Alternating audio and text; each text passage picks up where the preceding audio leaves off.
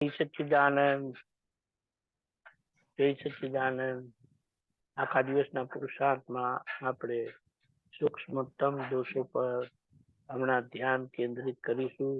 પ્રયોગાત્મક રીતે ગોઠવણીથી આપણે full focus રાખીશું પોતાની વાણી પર, ખાસ કરીને. કારણ કે એ જે સૂક્ષ્મતમ દોષ જે છે તે અહંકારને અને ડિસ્ચાર્જ અહંકારનો શું કહેવાય, દોષ કહેવાય. એટલે અહંકાર એ આત્માનું પ્રતિનિધિ કહેવાય. એટલે એ અવળી જગ્યાએ વપરાય તો એને અજ્ઞાન કીધું, ને સવળી જગ્યાએ વપરાય તો એને જ્ઞાન કીધું. એટલે સવારે ઉઠીએ તેવું અંદરથી આવશે, હું ઉઠ્યો, મેં બ્રશ કર્યું, બાથરૂમ ગયો, મેં નાસ્તો કર્યો, હું નાયો, તૈયાર થયો, બહાર ગયો, આવ્યો. આ બધી હું અને મને ત્યાં આવે ત્યાં નામધારી પોતાના નામ બોલવાના. દીપક આનંદ ઉઠ્યો, દીપક આનંદ બાથરૂમ ગયા, દીપક આનંદ બ્રશ કર્યું, દીપક આનંદ નાસ્તો કર્યો, દીપક આનંદ નાવા ગયા. કઈ તકલીફ પડી, સવારે ઉઠ્યા ને એકદમ નાક બંધ હતું. મારું નાક બંધ છે, શુદ્ધાત્માને નાક નથી હોતું. એટલે આપણે તરત સમજી જઈએ, અંદરની ગોઠવણીથી ફોકસ રાખીશું, નક્કી રાખીશું તો તરત અંદર થશે દીપક આનંદનું નાક બંધ છે, એમને શરદી થયેલી છે, હું શુદ્ધાત્મા, મને ખબર પડી.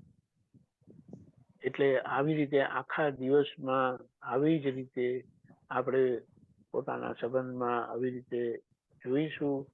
આહાર, વિહાર, નિહાર એ આ પ્રકૃતિનો મુખ્ય આખા દિવસનો પ્રોગ્રામ છે.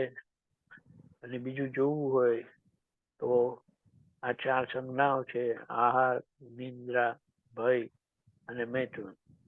એટલે આ બધામાં આ પ્રકૃતિના ગુણો છે.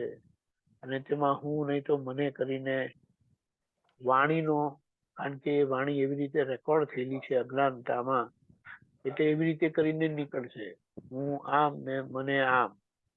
એટલે ત્યાં તરત જ આપણે ત્યાં દીપક આનંદને અને મને ત્યાં આવે તે દીપક આનંદને.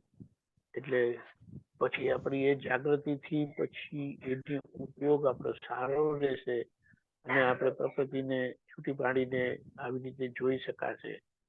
પછી બધી આ મને ગમ્યું, મને ના ગમ્યું કરીને આવે, મને ફાવ્યું, મને નહીં ફાવ્યું, મને આ બિલકુલ ફાવતું નથી, મને આ બિલકુલ ગમતું નથી, હું બિલકુલ ચલાવી લઉં નહીં. એ બધામાં આપણે એક વાણી જે નીકળે ને તે ડિસ્ચાર્જ સ્વરૂપે નીકળે છે આગળના કારણોથી. અને આજની સમજણથી આપણે સાચું કરેક્ટ ખોલી લેવું. એટલે એમ કહેવાય, પાના રમતા હોય છે ને, પત્તા રમે છે, તે ઉતાવળમાં કોઈ પત્તું નાખી દીધું, જે નાખી દીધું એટલે કે નખાઈ ગયું, એ આગળનો ધક્કો છે. અને પાછું પત્તું એ આપણે લઈએ અને કે ના ના આ પત્તું, એમ કરીને. એટલે એવી રીતે આપણે જેટલા પત્તા ઊંધા પડે છે ને એને છત્તા કરતા જઈએ. અને ત્યાં એ રીતે આપણે આ સૂક્ષ્મતમ દોષોમાંથી નીકળી જઈશું.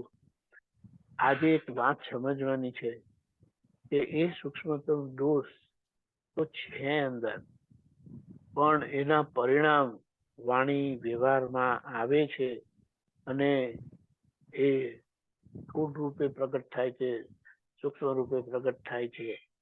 એટલે એના આજે પરિણામ ધોવાની બહુ જરૂરી છે.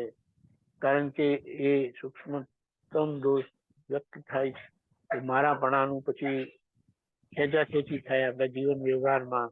મેં કીધું એ સાચું, મેં માન્યું એ સાચું, અને આવી રીતે. એટલે આમાં કેટલી વખત આપણે વળતા હતા કે ટોકતા હતા તો ચહેરા પરનો ફ્યુઝ ઉડી જાય તો દાદા તરત કહેતા હતા, જોજે પાછું દીપક થઈ ગયો, એમ કે હું તને નથી કહેતો, એમ કરીને. એટલે તને નથી કહેતો એટલે આપણે શુદ્ધાત્મા પદ આપ્યું છે. એ શુદ્ધાત્માને જોડે કહીને વ્યવહારનો હિસાબ વ્યવહારમાં પૂરો થાય, વ્યવહાર વ્યવહારનું જ લેવા દેવાનું હોય, વ્યવહારમાં જ લેવા દેવાનું હોય, આપ લે હોય. એટલે આ જાગૃતિથી આપણે ખાલી એક નોંધ કરીશું, જોઈશું, તો એનાથી બહુ સરસ જાગૃતિ ખુલ્લી થશે અને અસર મુક્ત રહેવા છે. હથેલીમાં મોક્ષ આપ્યો તે વર્તા છે. દાદા આપણને ખૂબ ખૂબ શક્તિ આપે, સમજણ આપે, પુરુષાર્થ આપે. જય સચ્ચિદાનંદ.